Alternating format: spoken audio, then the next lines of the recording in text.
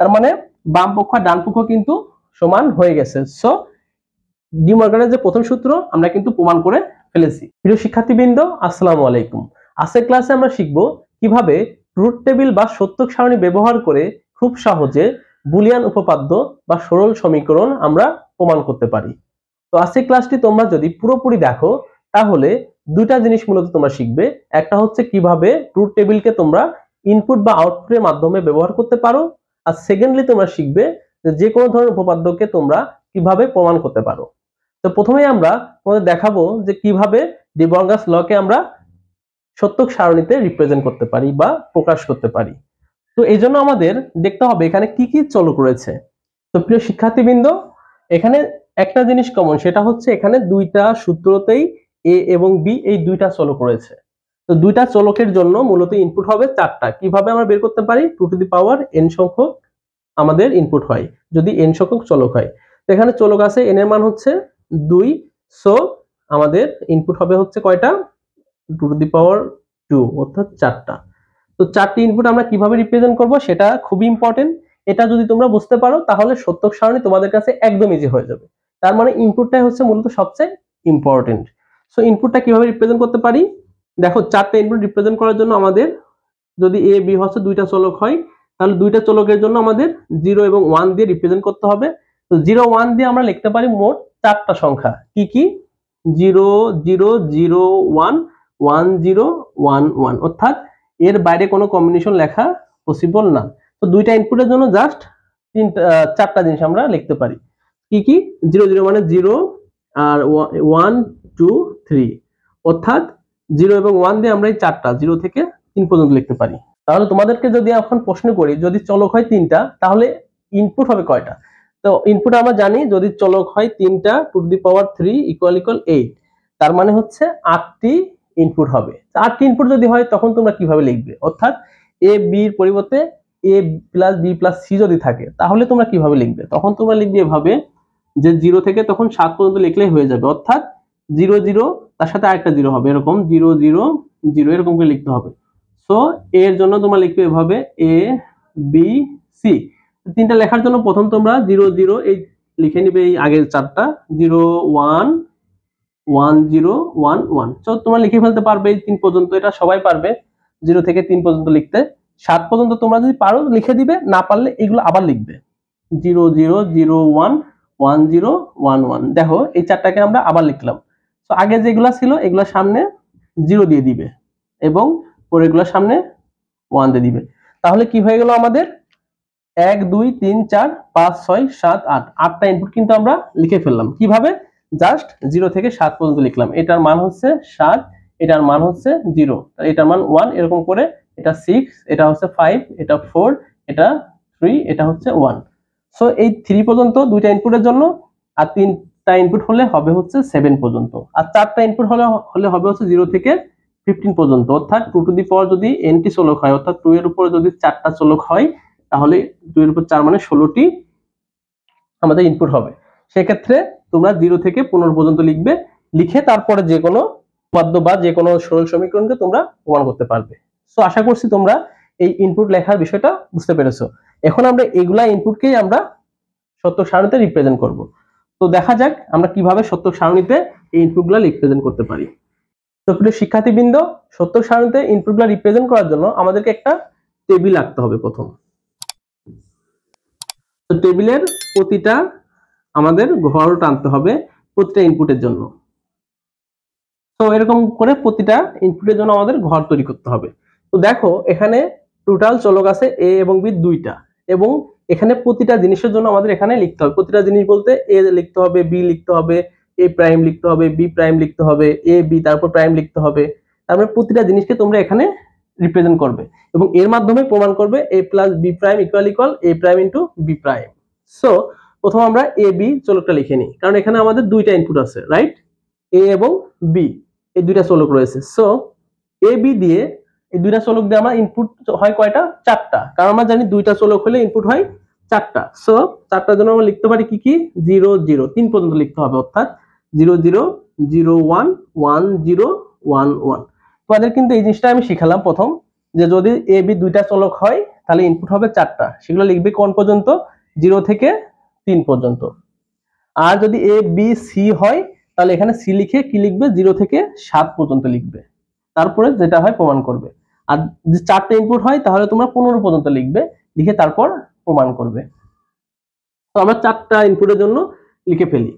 So A B আমরা পেয়ে গেছি, এ এবং বি পেয়ে গেছি। এখন দেখো কি কি আছে এখানে, ছোট থেকে লেখা শুরু করবে। ছোট যেমন এ প্রাইম বি প্রাইম, তারপরে তোমরা এ বি বের করতে পারো, তারপরে তোমরা এ প্লাস বি বের করতে পারো, তারপরে এ প্লাস বির উপর প্রাইম বের করতে পারো। আগেই তো তোমরা এ প্লাস বি প্রাইম বের করতে পারবে না, সো প্রথমে লাগবে তোমাদের এ প্লাস বি, তারপর তোমাদের প্রাইমটা বের করতে হবে। প্রথম লাগবে এ, তারপরে বের করতে হবে এ প্রাইম। সো আমরা এ এত পেয়ে গেছি, এখন এ প্রাইমটা বের করি। তারপরে দেখো বি প্রাইম আছে, সো বি প্রাইমটাও বের করি। তারপরে দেখো এ প্রাইম বি প্রাইম আমরা পেয়ে গেছি, তারপরে আমাদের এ বি কিন্তু এখানে বের করিনি, সো প্রথম এ বি লাগবে, ছোট থেকে আমরা লিখবো এ বি লাগবে। তারপর দেখো এ প্লাস বি লাগবে, এ প্লাস বি লাগবে। তার মানে দেখো সব নিচের গুলা বের করে ফেলছে আমরা, কোনো এই যে এ বি বের করছি, এ প্লাস বি বের করছি, তারপরে আমরা কি করছি, এ লিখছি, বি প্রাইম লিখছি, তারপরে কি এ প্লাস বির প্রাইম গুলা বের করতে হবে। তো আমাদের এখন লিখতে হবে কি, এ প্লাস বি যেহেতু বের করছি, এখন এ প্লাস বি প্রাইমও এখানে আমরা বের করতে পারবো, কারণ এ প্লাস বি আমাদের লাগবে। সো আমাদের বের করছি, এ প্লাস বি প্রাইমও আমরা এখানে বের করব। তারপর কি বের করব, এ প্রাইম বি প্রাইম, তাহলে বাম পক্ষ আর ডান পক্ষ প্রমাণ হয়ে যাবে। সো দেখো এ প্লাস বি বের করার পরে আমরা এ প্লাস বি প্রাইম বের করব। এরপর লাগবে কি এ বি প্রাইম, যেহেতু এ বি আছে আমাদের লাগবে হচ্ছে এ বি প্রাইম। এরপরে আমার লাগবে কি a prime b prime plus, so এগুলো লাগবে হচ্ছে a plus b, a prime আর এই যে বি প্রাইম। তার মানে আমাদের সবগুলাকে এখানে আমরা রিপ্রেজেন্ট করে ফেলেছি।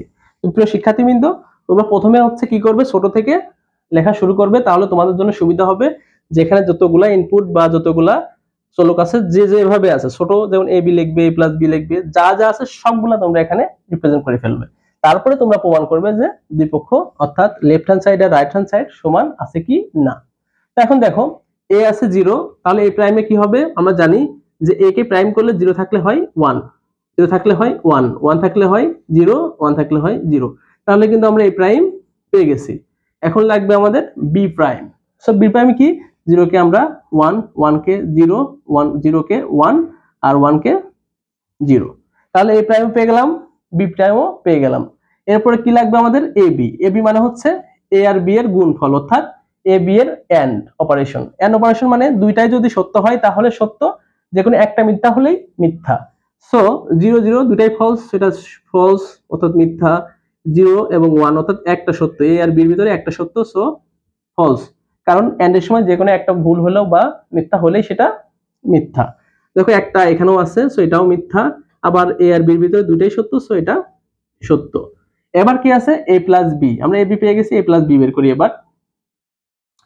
এ প্লাস বি হচ্ছে 0 0, সো 0 পরের ক্ষেত্রে যে কোনো একটা সত্য হলেই সত্য হয়, আর যে কোনো দুইটা মিথ্যা হলেই মিথ্যা হয়ে যায়।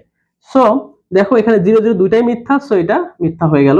আর যে কোনো একটা সত্য হলেই সত্য, এ আর বির ভিতরে বিটা সত্য, সো সত্য। তারপরে এ আর বির ভিতরে এটা সত্য, সো এটা সত্য। আর 1 আর 1 দুইটাই সত্য, সো এ আর বি হচ্ছে সত্য। এরপরে লাগবে আমাদের এ প্লাস বি প্রাইম, অর্থাৎ এ প্লাস বি তো আমাদের আছেই, সো এটাকে জাস্ট আমরা কমপ্লিমেন্ট করে দিই। এ প্লাস বি প্রাইম হচ্ছে 0 থাকলে 1, 1 থাকলে 0, 1 থাকলে 0, 1 থাকলে 0। এরপরে লাগবে আমাদের এ বি প্রাইম। সো আমাদের এ বি কিন্তু এখানে আছে, জাস্ট এটাকে প্রাইম করে দিই। 0 থাকলে 1, 0 থাকলে 1, 0 থাকলে 1 আর 1 থাকলে 0। সো আমরা কিন্তু কি পেয়ে গেলাম, এ বি তো আমরা পেয়ে গেছিলাম, এখন আমরা এ বি প্রাইমও পেয়ে গেলাম। এরপর আমাদের কি লাগবে a prime plus B prime.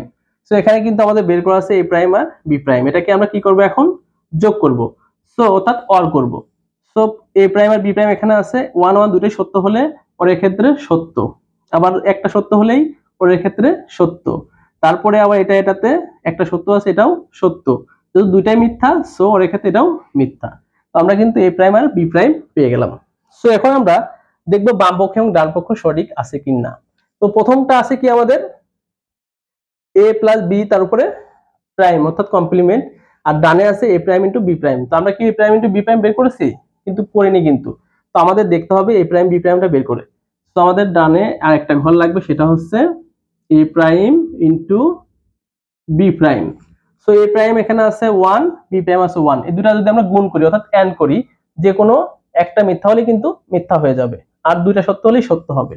So a prime into B prime হচ্ছে, এখানে 1 আছে, এটা 1 আছে, দুইটাই সত্য, সো এটা সত্য। আর এখানে একটা মিথ্যা আছে, দেখো এ প্রাইম আর বি প্রাইমের ভিতরে একটা মিথ্যা, সো এটাও মিথ্যা।